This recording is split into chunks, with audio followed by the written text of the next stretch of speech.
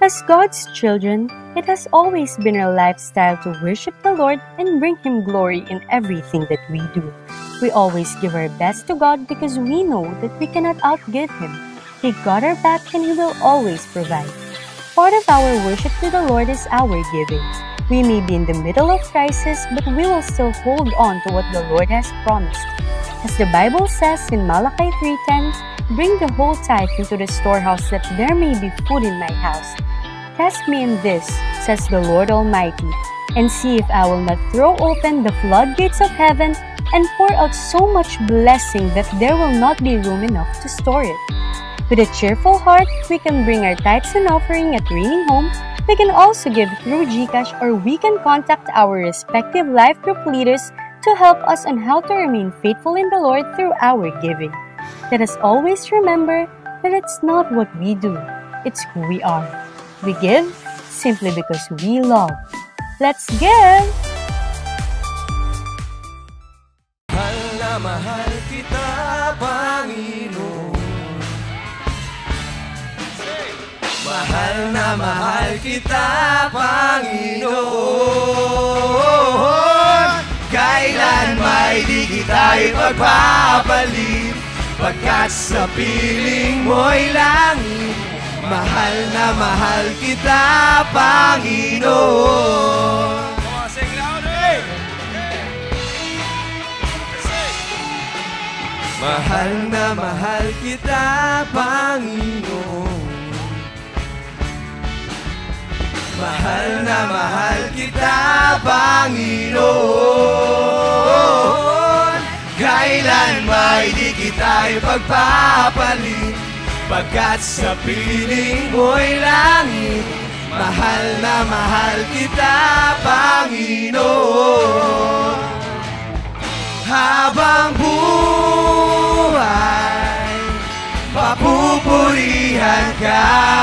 Habang buhay, maglilingkod sa'yo. Habang buhay,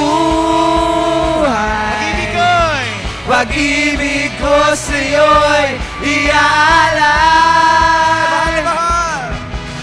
Mahal na mahal kita, Panginoon. Mahal na mahal. Sing louder. Mahal na mahal kita, Panginoon. Kailan may di kita ipagpapalit, pagkat sa piling mo'y langit. Mahal na mahal kita, Panginoon. Mahal na mahal. Mahal na mahal kita, Panginoon. Mahal na mahal kita, Panginoon. Kailan may di kita ipagpapalit, pagkat sa piling mo'y langit. Mahal na mahal kita, Panginoon.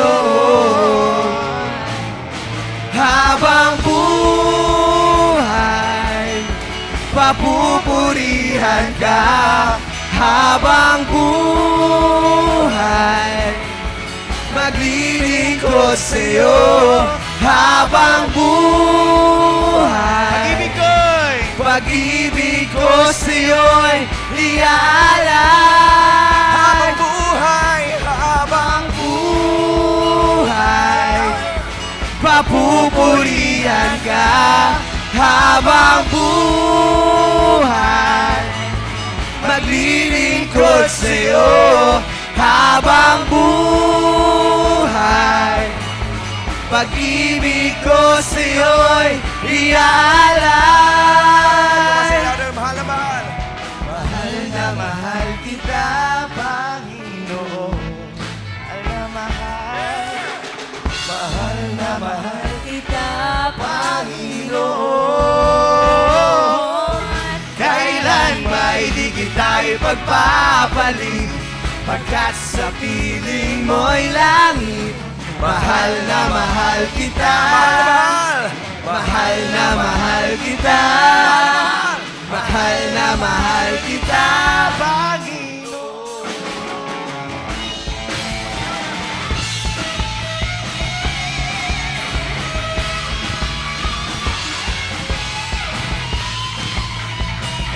worship you. Napakabuti ng ating Diyos, di siya nagbabago. Napakabuti ng ating Diyos, di siya nagkukulang. Itaas ang ngalan niya sa lahat ng nilikha. Napakabuti na ng ating Diyos. Napakabuti ng ating Diyos, di siya nagbabago. Napakabuti ng ating Diyos, di siya nagkukulang. Itaas ang ngalan niya sa lahat ng nilikha. Napakabuti na ng ating Diyos. Ang nais ko'y magpasalamat sa ating Diyos. Ang nais ko'y magpuri, itaas ang ngalan ni Jesus. Ang nais ko'y magpasalamat sa ating Diyos. Ang nais ko'y magpuri, itaas ang ngalan ni Jesus. Napakabuti ng ating Diyos, di siya nagbabago. Napakabuti ng ating Diyos, di siya nagkukulang. Itaas ang ngalan niya sa lahat ng nilikha. Napakabuti niya ng ating Diyos. Ang nais ko'y magpasalamat sa ating Diyos. Ang nais ko'y magpuri, itaas ang ngalan ni Jesus. Ang nais ko'y magpasalamat sa ating Diyos. Ang nais ko'y magpuri, itaas ang ngalan ni Jesus. Ang nais ko'y magpasalamat sa ating Diyos. Ang nais ko'y magpuri, itaas ang ngalan ni Jesus. Nais ko'y magpasalamat sa ating Diyos. Ang nais ko'y magpuri, itaas ang ngalan ni Jesus. Napakabuti ng ating Diyos, di siya nagbabago. Napakabuti ng ating Diyos, di siya nagkukulang. Itaas ang ngalan niya sa lahat ng nilikha. Napakabuti niya, napakabuti niya, napakabuti niya, napakabuti niya ng ating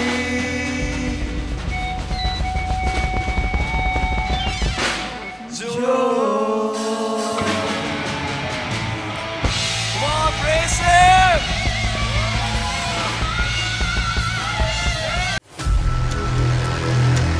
Every individual is a generation.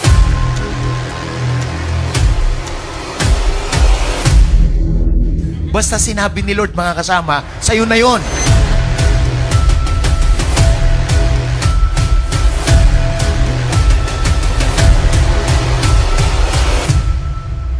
You are created for the Lord.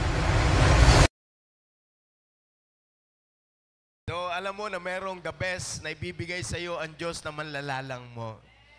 So, I just want to welcome all the first-timers na nandito ngayon with VIP stickers. Meron po ba tayong mga first-timers? Pwede bang pakitaas ang kanilang kamay? Wagayway ang ating mga kamay. So, welcome po kayo sa lugar na to. And this place, you are most welcome, no? Dito po sa lugar na ito. Kasi we are so excited kung ano ang gagawin ng Lord sa life ninyo. And you are not an accident. God has a plan and purpose for your life. No, ano man ang family background mo, ano man ang sitwasyon mo ngayon, hindi na mahalaga yon. Ang mahalaga yung gagawin ng Lord sa buhay mo. So, palakpakan din po natin ang praise team, no? Palakpakan natin ang praise team, no? At matindi ang gagawin ng Panginoon sa buhay natin if we always worship God. No? Tandaan yung mabuti, kaya meron pong great commandments. No, we need to love the Lord, our God, with all our heart, with all our soul, with all our strength. Because the lovers of God, no, those who are lovers of God, deserves beautiful things or great things in the land. No, yung po yun, kapag ka mapagmahal ka sa Diyos, yung mga bagay na magaganda sa mundong ito para sa iyo. Kaya mamahalin lang natin mabuti ang Diyos, hindi ang tao, hindi ang pera, hindi ang trabaho, ang Diyos. Higit sa lahat ng mga bagay na yon. So, I just want to share this message to each and every one of us for us to live in abundance. For us to live in a blessed life. Kasi pwede kang anak ng Diyos pero hindi mo alam ang iyong benefit. Baka akala natin na ang pagiging anak ng Diyos ay a-attend ka lang sa church every Sunday. Hindi ho siya ganon. Ang pagiging anak po ng Diyos, merong resulta yan sa buhay mo. Sino excited dito, mga kasama? So, I just want to share fullness of grace.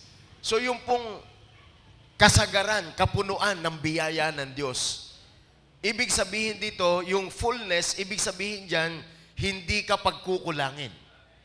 No, hindi ka lang basta eksakto, ang portion mo overflow. No, alisin natin sa mindset natin na tayo ay kailangang maghirap. At pagka mahirap na mahirap, banal. Hindi ho siya ganon. No? Tingnan natin mabuti kung ano yung ginawa sa atin ng Panginoon. The abundance means riches of God's grace. Yan po yung ibig sabihin nito, mga kapatid. Kaya mahalaga na magkaroon tayo ng ganitong kaisipan, ganitong posisyon. At ang pinakamaganda sa lahat, karapatan mo yan. Sabi mo sa katabi mo, karapatan mo yan. Kapag ka ikaw ay may relasyon sa Diyos, hindi mo karapatan ang maghirap. Ang karapatan mo managana. Kasi anak ka ng Diyos. No, sino dito yung mga anak ng Diyos? Taas ang kamay. Yung excited ka na mag-benefit na hindi, walang aalipin sa'yo, walang ibang magsusuppress sa'yo, wala kang limitation because God is with you. So you need to understand the fullness of grace. Ibig sabihin yan, you are nothing missing, you are nothing lacking, you are nothing broken. So that is your portion. So that's why we need to understand that Jesus is the name every other names. So ang pangalang Jesus, makapangyarihan po yan. Binigyan niya tayo ng access. Sabay-sabay nga po tayo, access. So yung pong pangalan na yan, parang susi na magbubukas ng lahat ng bagay sa iyong buhay. So, hindi lang ho siya binabanggit pagka nagulat ka. May kapangyarihan po yan. No, sapagkat walang anumang bagay na nilalang sa silong ng langit na hindi sa pamamagitan ng kanyang pangalan. So, we need to understand Jesus is the name above every other names. So, kaya, yan po yung bagay na talagang maintindihan natin. And we must understand what Jesus did for us. Ano ba ang ginawa ng Panginoong Hesukristo sa akin? So, yun po yung mga hanggang ngayon sa iba parabol. Na kailangan mo maghirap para managana ka. Tandaan nyo, gusto kong sabihin sa inyo, ang lahat ng paghihirap mo, tinapos na ng Panginoon. Huwag mo nang dugtungan. Hello?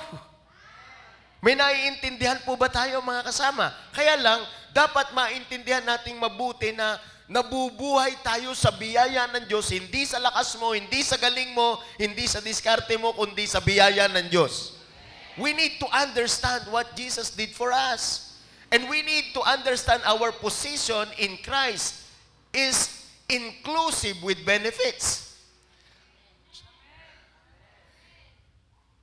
Wala pong tatay na ang anak niya hindi niya pinaghahandaan.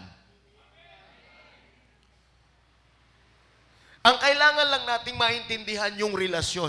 Kasi hindi lang basta tatawag ng tatay, anak ka na. Dapat yung relasyon, dapat yung ating ugali, dapat kagaya ng sa tatay. Hindi lahat ng anak, mabuting anak. Tinan mo yung katabi mo. Pakibati mo naman, sabihin mo, hello, mabuting anak. May mga mabubuting anak ba akong kausap ngayon? So you are for God's greater glory.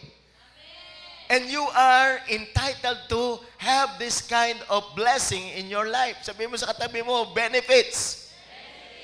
Lahat ng anak ng Diyos may benefits. Excited ka ba dyan, mga kasama? So, let us read this verse in Amplified Version, Classic, in John chapter 1, verse 16.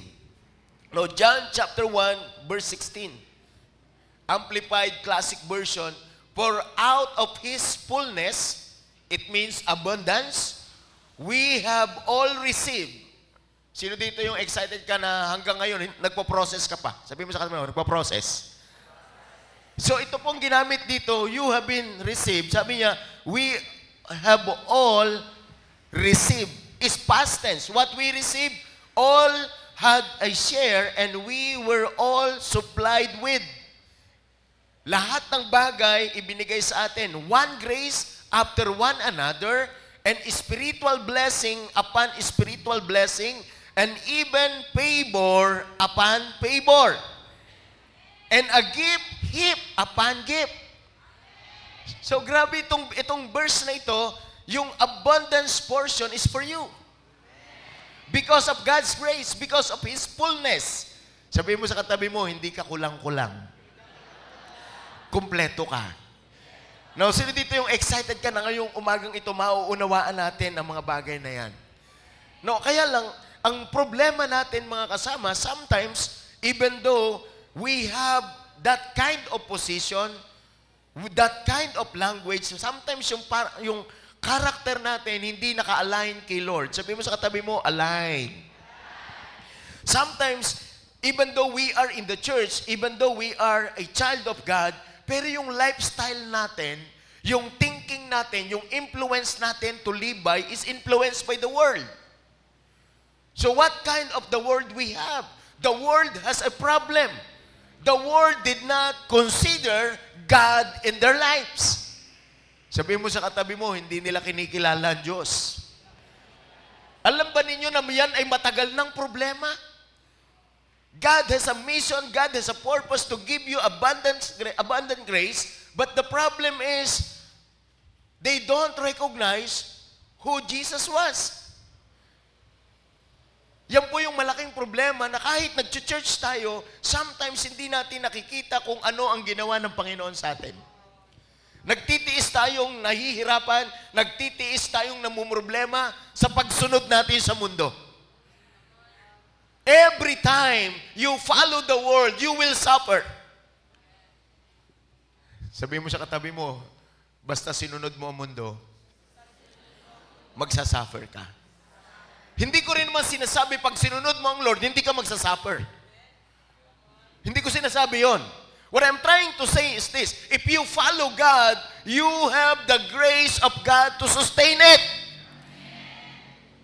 Hindi rin madali ang sumunod sa Diyos, pero isa lang ang gusto kong sabihin sa inyo, may kasama ka. Hindi ka nag-iisa. Basta pinili mo ang tama, kasama mo si Lord. Sino dito yung alam mo, kasama mo ang Diyos? Yung totoong kasama mo ang Diyos. So ikaw yung palaging ang mukha mo may pag-asa. Ang mukha mo laging maaliwalas. Kasi may Diyos ka eh. Walang imposible sa Diyos. Kahit na anong sitwasyong pangit, may gagawin si Lord. Tingnan mo nga yung katabi mo. Sabi mo sa katabi mo, buti na lang. May Diyos tayo. No, ang pagsunod sa Panginoon, hindi nangangahulugan na wala kang pagdadaan ng pangit. Pero hindi porket dumadaan ka sa pangit, pinabayaan ka ng Diyos. Pag dumadaan ka sa pangit, dumadaan ka sa mahirap, God is developing you for something great. Ini-enlarge ka ni Lord. Ini-increase ka ni Lord. But you need to still remain faithful to His grace. Sino dito yung masayang-masaya ka kasi may Diyos ka? Kaya mangarap ka, pakisabi sa katabi, mangarap ka. Pangarapin mo, mga kasama, yung pangarap ng Diyos sa buhay mo.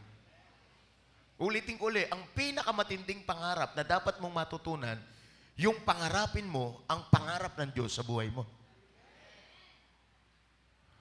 Kasi minsan ang pangarap natin, magkabahay lang eh. Minsan ang pangarap natin, makapamasyal lang. Yung iba, ang pangarap, makakain lang sa labas. Yung iba naman, ang pangarap, magkajuwa. Hindi po yun ang pangarap. Alam ng Diyos na kailangan mo lahat yan. Pero unahin mo lang si Lord. No, unahin mo lang si Lord. Tandaan nyo, ang relasyon na hindi kasama ang Lord, magsasuffer ka sa future. Lahat ng bagay na hindi connected kay Lord, galing yan sa world.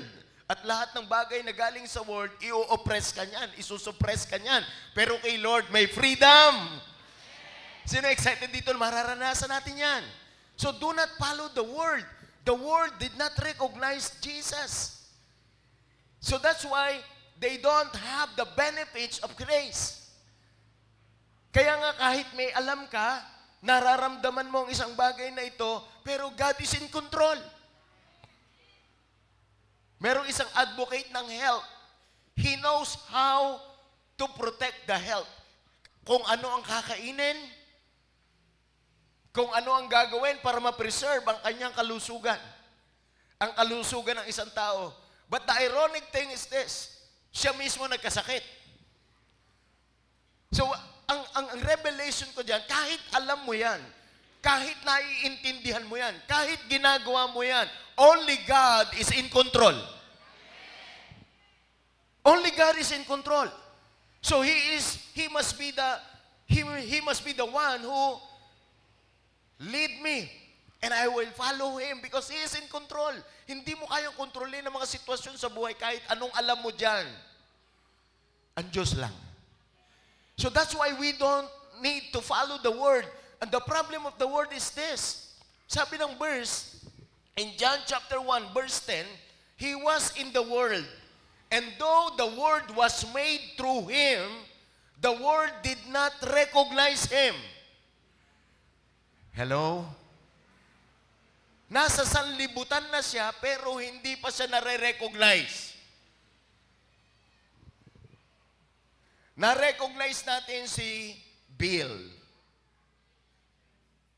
Na-recognize natin si Judith. Na-recognize natin si Juna. Magkakapatid po yan eh. Si Bill, si Judith, at saka si Juna. Ano ho yan? Mga bayarin. Yung iba nag-loading. Marami kang nare-recognize sa buhay mo. Na-recognize natin yung ating need, na-recognize natin yung ating job, na-recognize natin ang ating mga payables, na-recognize natin yung ating loved ones, na-recognize natin ang mga bagay sa mundong ito. But the only problem that we have as a Christian, as a child of God, naging religious na lang tayo. We don't recognize Jesus as the source of everything. Sabihin mo sa katabi mo, yan ang problema ng mundo. And guess what? You are a child of God, but you are in the world. But you are not of this world. We belong to other world. We belong to the kingdom of God. We belong to the church. Kaya ang church, hindi ho pampakontra yan. Hindi ho para mahirapan kayo. Ina-align lang ang buhay natin. Kasi you don't understand. Kasi nga, ang concept mo sa mundong ito, yun yung ginagaya natin. Sabihin mo sa katabi mo, dapat kilalanin si Jesus. No, sino dito yung masayang-masaya ka ngayong umagang ito? Kaya pala tayo naghihirap kasi hindi natin siya nare-recognize. Siya po ay hindi last resort. Siya po ang simula ng lahat. So kung gusto mong umasenso, kung gusto mong magpamilya, kung gusto mong anong gawin sa buhay mo, si Lord, doon ka magsimula. Ang problema sa mundong ito, didiskarte ang tao, pag wala nang magawa, doon maalala si Lord. Kaya hindi po natin ma-access yung benefit. Kasi nga, yung lifestyle natin, yung thinking natin, yung belief natin, hindi na kay Jesus. Nasa diskarte na natin. Verse 11 says, He came to that which he was owned, but his own did not receive Him. So, ang kailangan lang pala natin i-recognize, ang kailangan lang natin pala i-receive. Sabihin mo sa katabi mo, dalawa lang. Recognize, then receive. Sino dito ngayon marunong ka na mag-recognize? Na lahat ng kailangan mo sa buhay si Lord. Pag meron ka pang kailangan sa buhay mo maliban kay Lord, tandaan mo na importante na hindi mo kayang bitawan, ang tawag diyan Diyos-Diyosan. Anything that substitute to God is idol. Yan po yung dapat na maintindihan natin. You need to recognize Jesus. You need to receive Jesus. Alam niyo po itong kwento na to, yan po ay salaysay po yan ni John sapagkat ang bansang Israel, para sa kanila sana to. Problema, hindi na-recognize si Jesus ng bansang Israel, ng kanyang mga kalahi, at hindi rin siya tinanggap. So, ibig sabihin, hindi nila tinanggap ang biyaya ng Diyos sa kanilang buhay. Sino excited dito na tatanggapin mo ang biyaya ng Diyos sa buhay mo? Ang biyaya po ng Diyos, hindi lang kaligtasan. No, hindi lang tayo niligtas ng Panginoon. Meron siyang gagawin sa atin. You know what is in the world? The world with God is a blessing.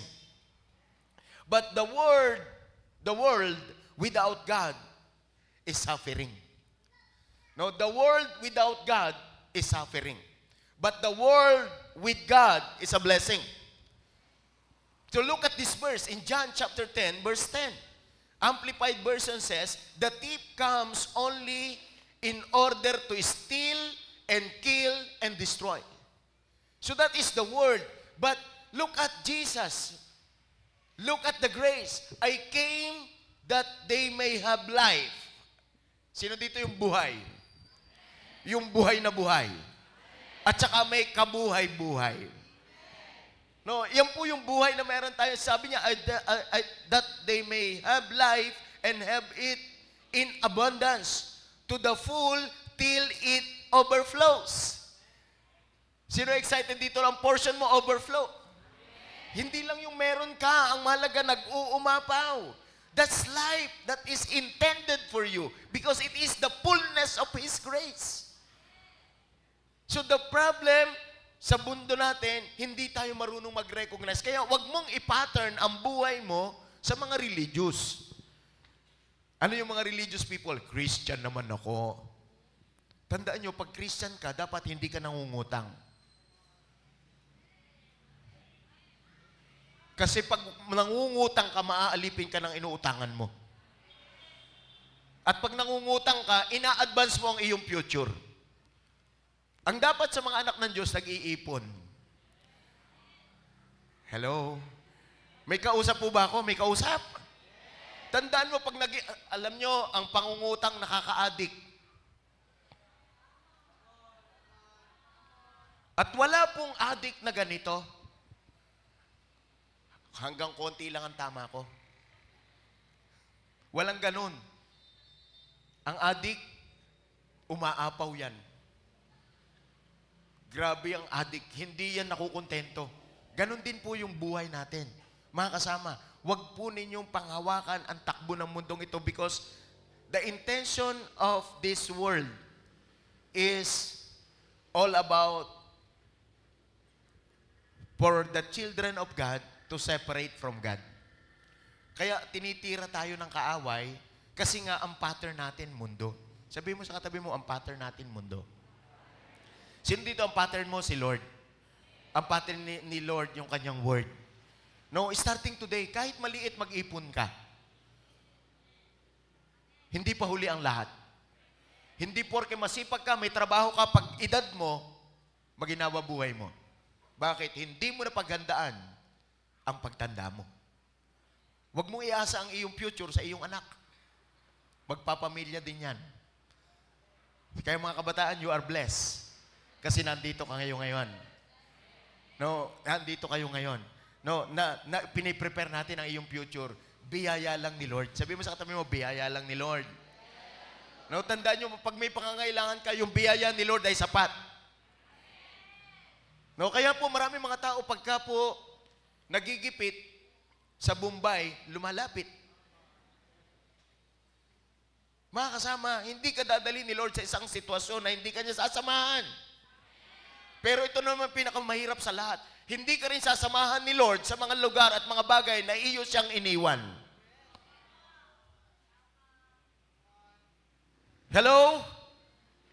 Hindi ka sasamahan ni Lord kapag dumiskarte ka na sa'yo. Buntot mo, hila mo.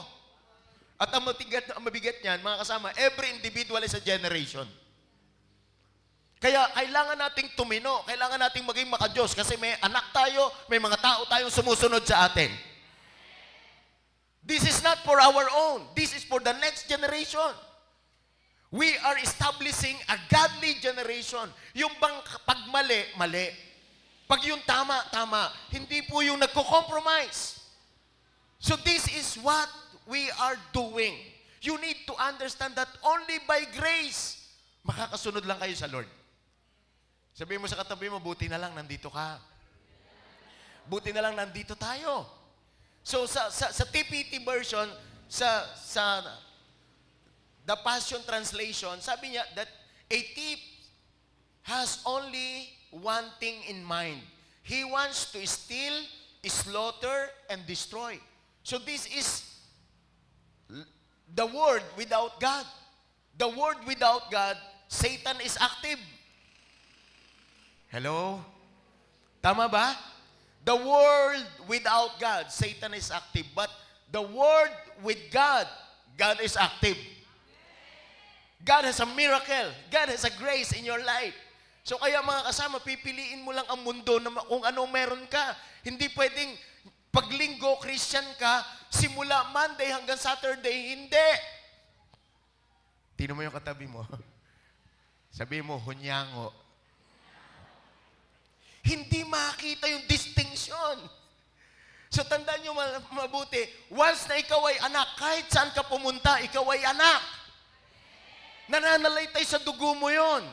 At kapag nananalaytay sa dugo mo yon, ugali mo yon. Kapag anak nananalaytay sa dugo, ugali mo yon, entitled ka sa mga property ng iyong father. Walang pagmamayari si Satanas, kundi yung mga naloko. Hello? The thief comes only to deceive. At ang intention niya, to kill, steal, and what? Destroy. But, sabi ni Jesus, but I have come to give you everything in abundance. Woohoo! Are you excited to receive that? You need to recognize, you need to receive because God has given us, sabi niya, but I have come to give you everything in abundance. More than what you expect. More than what you expect.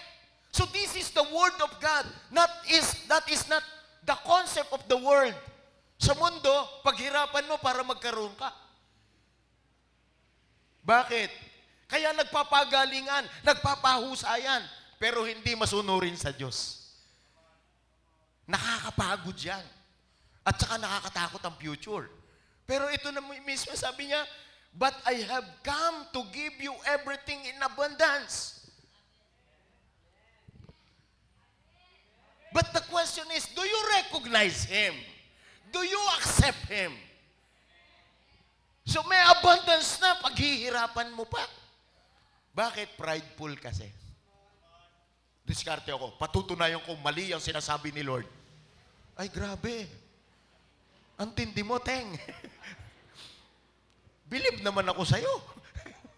Sa dami-dami ng kinontra mo, word pa ni Lord. Tanda mo, dapat meron kang, kung talagang taga-kingdom ka, meron kang mindset in the kingdom. You have the mind like a king. With a king. Sabi mo sa katabi mo, mindset. At ang pinaka-importante sa lahat, hindi lang mindset, heart set. Ang pinaka-mahirap sa lahat, nag-church ka, tapos yung sinasabi ni Lord, kinokontra mo. Maniwala kayo, kahit saan kang church pumunta, hindi ka magbabago. Kahit pa magpalipat. Kasi walang perfect na church. Pero mayroong perfect na word. At kung wala ka talagang planong sumunod, hindi mo talaga susundin yan. Kahit pa bumalik si Lord.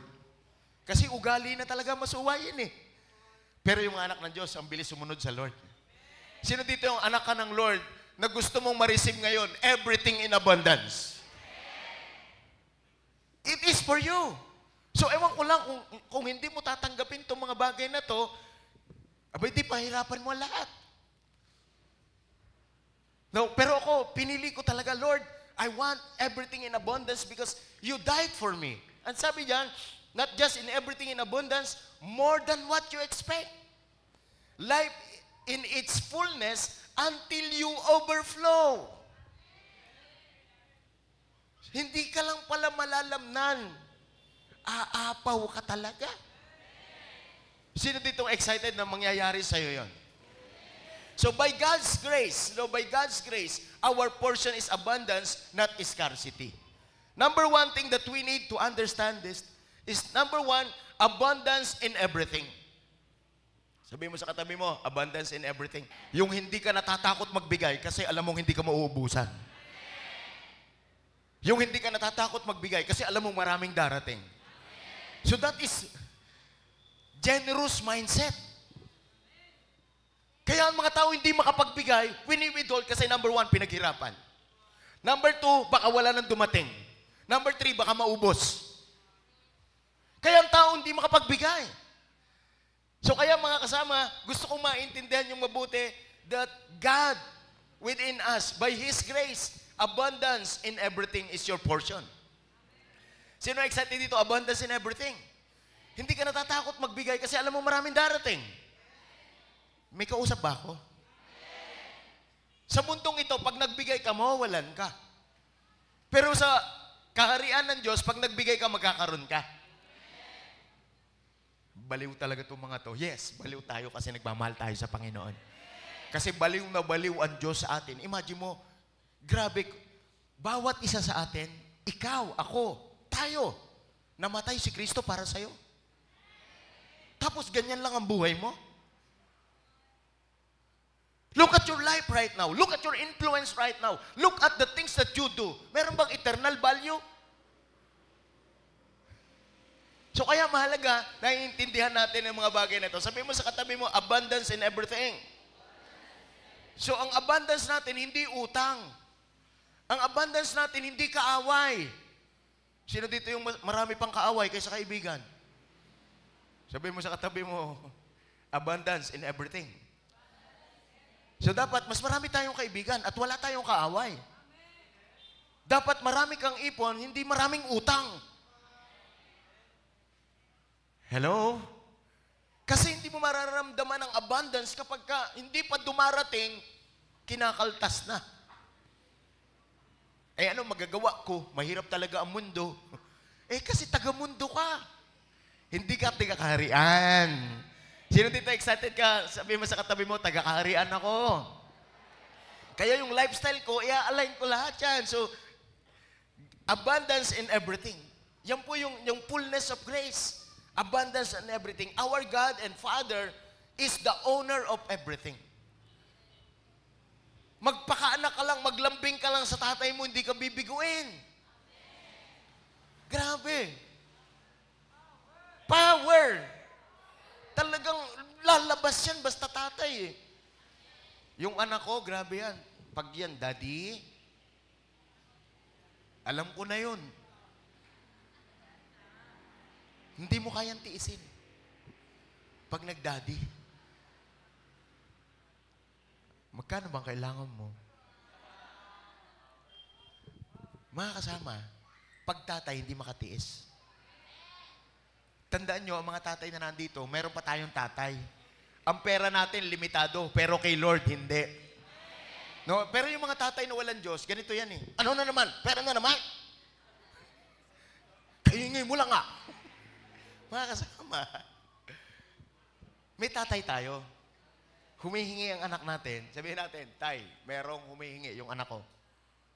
ako ay representante nila, kaya wag mo akong pabayaan. Dapat laging maraming laman ang aking bulsa. Sino may nagiget, mga kasama? Hindi yung hirap na nga ako eh. Puyat na nga eh. Pagod na pagod pa. Tapos hingi lang kayo ng hingi. Mga wala kayong katuwang, wala kayong awa. Mga ganun ang mga diskartihan sa mundo. Pero tayo mga anak ni Lord, iba. No, sino dito excited ka na hindi ka mauubusan, hindi ka mawawalan, hindi ka pagkukulangin. At hindi nakadepende sa sitwasyon mo ang magiging ugali mo. Kahit wala kang hawak ngayon, alam mong may darating. Sino may nagiget, mga kasama? Because of His fullness ng grace. Tandaan nyo, grace is not just unlimited, grace is not just para sa kaligtasan natin. No? Hindi lang po siya para sa kaligtasan, para din po sa magandang buhay. Because grace is not just for salvation, grace also is divine enablement. Biyaya lang ng Lord. No, nasubukan ko na pong magnegosyo, nasubukan ko na magtinda ng isda, nasubukan ko mag-deliver ng soft drink sa palengke. Dami ko nasubukan, pero wala lahat. Pero kay Lord, may abundance. In everything. Sabi mo sa katabi mo, in everything. Sino dito yung masayang-masaya ka, may abundance ka in everything? Ang pinakamasarap sa lahat yung sumusunod ka sa Panginoon at saka alam mo na hindi ka humihiwalay sa Kanya, may confidence ka palagi. Because He is the owner of everything. Sino dito yung alam mo na Kanya ang lahat? Lahat ng bagay na magaganda para sa mga nagmamahal sa Diyos. Yan po yung inyong portion. Sino dito excited ka na ng maraming magagandang bagay simula ngayong araw na to mangyayari sa buhay mo? So kaya lang, magpakaanak tayo mga kasama, mga kapatid ko, na dapat alam natin na ang pagsisipsipan natin hindi si boss. Ang pagtututukan natin ng lakas, panahon, at saka ng resources natin, hindi ang mundo, si Lord. Itodo mo lang kay Lord. Tandaan nyo, pag pinarioritize nyo si Lord, inuna mo siya, no? Higit sa lahat ng bagay na mahalaga, ang lahat ng mahalaga sa'yo, uunahin ni Lord. Hindi ka niya ihuhuli pag inuna mo siya. So that is your portion. So that's why I'm so excited to share these things to you, kasi hindi ka natatakot talaga, kasi you have abundance in everything. When it comes to relationship, no, tandaan nyo po, hindi yan para sa atin, para sa iba. No, tandaan nyo, kaya tayo pinapasagana ng Lord, hindi para sa atin, para sa iba. Kaya kami lakas, hindi para sa iyo, para sa iba. Hello? May kausap po ba ako? Kaya iniingatan ko po ang aking sarili na huwag magkasakit. Alam niyo kung bakit? Tanungin niyo ako. Hindi po para sa sarili ko. Ito po ay para sa aking asawa, para sa aking anak, para sa inyo. Because I just want to pour out my life to you. Because I have everything. I have my strength because it comes from the Lord. So I pour out my strength, I pour out my life, I pour out everything in abundance. Kaya sabihin mo sa katabi mo, mahabang buhay ang portion mo. Abundant life. Sino dito excited ka? Buhay mo mahaba. Pero hindi iika-ika. Sabihin mo sa katabi mo, just apply the blood of Jesus. Pagagalingin ka ni Lord. Sino dito excited ka? Pagagalingin ka ni Lord. And then, abundance, not just in everything, abundance in what you expect. Woohoo! Sino dito may inaasahan ka? Beyond what you expect. Because we have a God. Tandaan nyo, pag nangarap ka ng maliit, sa'yo lang yan. Pero pag pangarap ng malaki, kay Lord galing yan. Sino masayang-masaya na nandito ka ngayon? No, inaayos ng Lord yung mindset natin. Abundance in everything. So kaya ko po sinasabi itong mga bagay na ito, mga kasama, tandaan natin mabuti, iba yung lifestyle sa mundong ito. Iba yung lifestyle sa pagsunod sa Panginoon. Ang gusto kong maintindihan nyo, mga kasama, kaya binibigyan ko kayo ng mga sample na dapat gawin para ang buhay ninyo maging kakaiba sa mundong ito. Na simula ngayon, makakabayad ka ng utang mo. That is my prayer. Simula ngayon, makakabayad ka ng utang mo. Parang ayaw nyo pa. Simula ngayon, magbabayad ka ng utang nyo. At pag nagbayad ka na, pakiusap naman, huwag ka na uling mag-reloan. Alam mo na yung karanasan eh. Kababayad mo lang, nanginginig ka na naman eh. Nagaget niyo po ba mga kasama? Bakit? Yan kasi ang pattern ng mundo. Yan ang ginagawa sa mundo, pero tayo, iba tayo. Kung anong ine-expect mo, mas matindi ang gusto ni Lord na ibigay sa'yo. Matindi. Sino dito yung nag-expect ka ng makakapareha mo? Sa mga single, taas ang kamay, mga single. More than what you expect. Bibigay sa'yo ni Lord. Sino dito yung nag-expect ka na ikaw ay magkakabahay? More than what you expect. Sino dito yung alam mo na darating ang time, mag-a-abroad ka, mamamasyal ka lang? More than what you expect. Sino dito yung alam mo na dahil lang sa pagsunod mo sa Panginoon, pa-asensuin ka ni Lord? More than what you expect. So lahat ng bagay na naisip mo, i-align mo kay Lord. Hello, may nagiget po ba ako? May kausap po kami, naglilinis po ng kuko. Nagpalinis kami ni Pastora. More than 20 years na yata siyang naglilinis ng kuko. Sabi ko sa kanya, ilang parlor na kanyang pinasukan, nag-home service na rin siya. Sabi ko sa kanya, sa dami ng iyong experience, pwede ka na mag-start ng sarili mong parlor. Alam mo ang sagot sa akin? Ay, Pastor, mahirap yan. Ay, wala. Pagka ganun, hindi na talaga asenso. O, sabi ko sa kanya, ganito, ang buhay, itiwala mo sa Panginoon, huwag sa kakayanan mo. Maniwala ka, kahit palipat-lipat ka ng parlor, ganyan pa rin ang magiging sweldo mo. Pero kung meron ka ng sarili mo, ikaw ang magdidetermine ng income mo.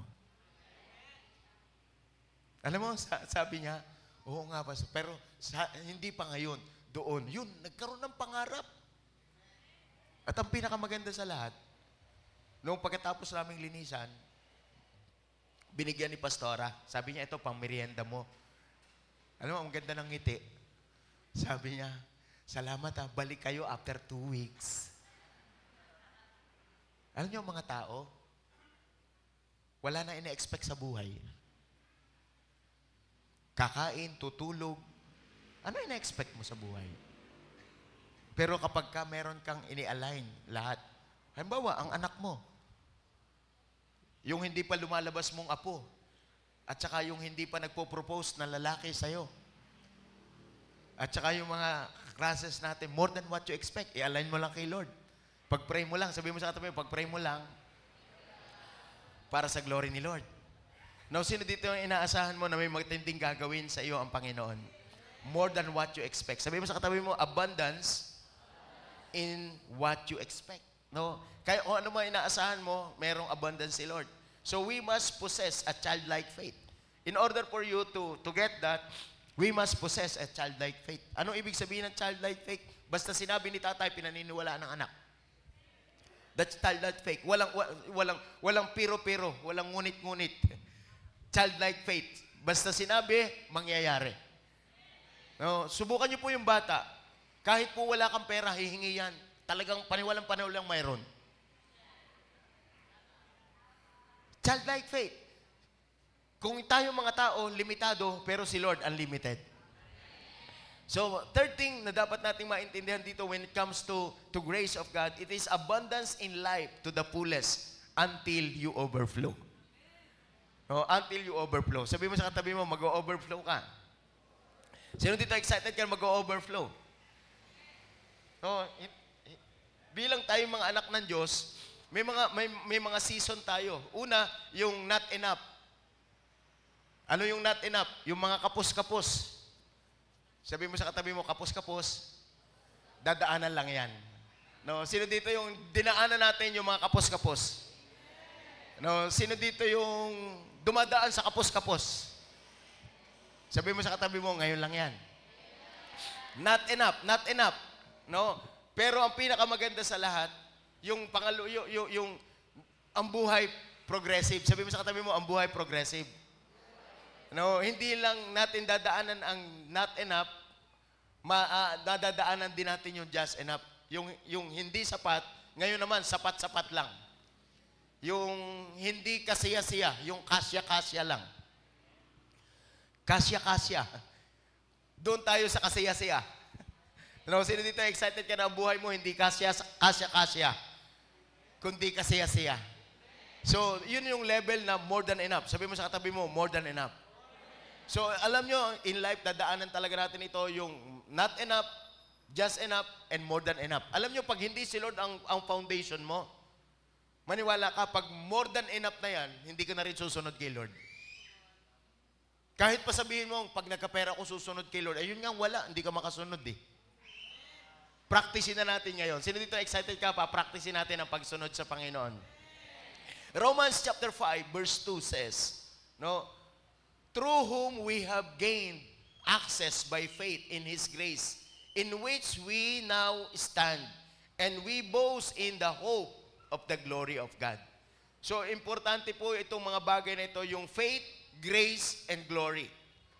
What is the most important thing in our life? Faith, grace, and what? Glory. Ano yung pananampalataya? Yan po yung dapat mapossess natin in mind, mapossess natin in heart, mapossess natin in will. Kung ano sinabi ni Lord, paniwalaan. Kung ano sinabi ni Lord, pagtiwalaan. Kung ano sinabi ni Lord, magpaubaya. Mangyayari sa atin to. Huwag na natin kontrahin. May mga bagay na ginagawa sa atin ng Panginoon. So that is faith is all about.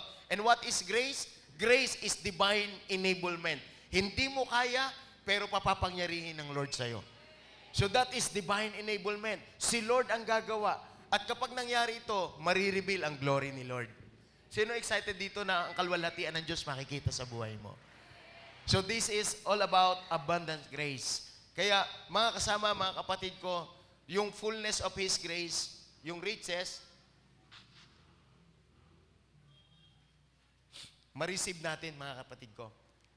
Are you excited? Simula ngayon, mababayaran mo ang utang mo. At simula rin ngayon, no, i-desire mo na makaipon. Tandaan niyo po, ang tao naghihirap, hindi dahil lang sa kita na meron siya, na pumapasok sa kanya. Ang tao naghihirap, dahilan po sa pamamaraan at lifestyle, pamamaraan ng pagmamanage at lifestyle niya. Huwag po tayong sumabay sa mundong ito. Ang lechon po ngayon, pwede pong buy now, pay later. Totoo po yan. Para lang po sa bonggang handaan, ipangungutang, wag na wag nyo pong gawin. Wag na wag nyong gawin. Yabang lang ho sa buhay yan. Yung gagastusin po ninyo, iipon ninyo sa inyong anak. Ipon nyo sa inyong anak. Yung ipanjajalibi nyo, ipag-open nyo ng account. Yabang lang ho sa buhay yan. Ngayon, hindi ko na sinasabi huwag kayong mag-Jollibee. Kung marami na talaga. Pero kung nandun ka pa lang sa hindi sakto, kapos-kapos, hindi pa nag-overflow, wag muna. May season ng life. Kung hindi mo pa level, wag mong hakbangan. This is grace is all about. Grace to manage your life. Grace to manage your resources. Grace to manage your time. I-budget nyo po lahat. Ano ang prayer ko? Maranasan natin yung abundant life. Kaya ang advocacy ko sa buhay ngayon, hindi lang sa spirituality, matulungan kayo. Pati sa relationship. Pati sa finances. Kasi yan ang kailangan ng tao para mabuhay na pinagpapala ng Panginoon. Hindi pwedeng ikaw ay anak ng Diyos na wala kang dignidad. Hindi pwedeng anak ka ng Diyos na wala kang confidence. Dapat anak ka ng Diyos na full of confidence with dignity because our God is our supplier. Pagtiwalaan mo lang ang Diyos, paniwalaan mo lang kung ano yung sinasabi niya, huwag tayong gumaya sa mga Jewish people na kanyang mga kalahi, na kanyang mga kasama, pati mga religious people. No, kailangan na maintindihan natin na tanggapin natin kung ano po ang Panginoon sa buhay natin.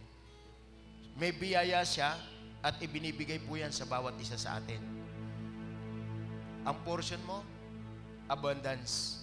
Abundance in everything. Abundance in what you expect.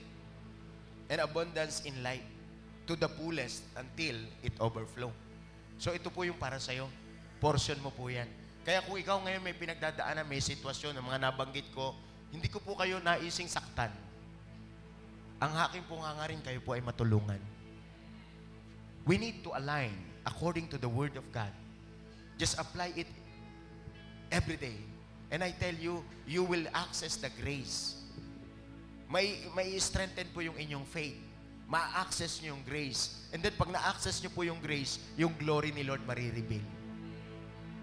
Excited po ako dyan. Yung mga nakungupahan, makakabili na po kayo ng sarili nyong bahay. Because of God's grace. Hindi dahil lang sa magaling kang dumiskarte. Hindi dahil lang sa masipag ka. Biyaya ng Diyos yan. Lahat ng bagay magiging magaan sa'yo kasi kasama mo ang Panginoon. At ang pinakamaganda sa lahat, lalo kang napapalapit sa Diyos, ano man ang sitwasyon mo sa buhay. So let us pray right now na, Lord, gawin mo po sa buhay ko kung ano yung gusto mo. Lord, ano bang arguments within us? Ano bang hesitation to follow your word? Lord, tanggalin mo po lahat ngayon ito sa amin. Lord, your word, your will, your way be done in our life. Lord, we receive the fullness of grace right now. In our spirit, O God, we surrender to your word. We surrender to your will. And we surrender to your way. And Lord, help us to access the grace by our faith, O God, in order for our lives to manifest your glory. Lord, ikaw ang maluluwalhati. Tanggalin mo ang lahat ng pride, ng arrogance sa buhay po namin at magdepende kami, Panginoon, sa iyo. Lord, thank you for your word. Bless us. Bless your children starting today. Ano man ang nagpapahirap sa amin sa pangalan ni Jesus, tapos na po yun, Panginoon. Lord, kung meron pang karamdaman, pinagaling mo na. Kung meron po mga utang, Lord, ang dalangin ko, tulungan mo ang inyong mga anak. Give them the ability, Lord God, na matapos ang mga bagay na ito upang magsimula sila ng buhay na pinagpapala mo, Panginoon. Na ang kasaganaan, ikaw ang nagpo-provide. Lord, wag po kaming makiayon sa takbo ng mundong ito, Panginoon, kundi mag-iba kami ng aming pag-iisip upang masubukan namin, Panginoon, at maranasan namin kung anong iyong kalooban, ang kasiyasiya at talagang ganap. Lord, ito po ay para sa iyong mga anak. Kaya Lord, I pray, tulungan mo po, Panginoon, kami. Magtiwala kami sa iyo, Panginoon, sa iyong banal na salita. At tanggalin mo ang lahat sa buhay namin na humahad lang upang maka-align kami sa iyo. Upang mag-flow ang iyong glory sa buhay po namin. Thank you in Jesus' name. Amen and amen.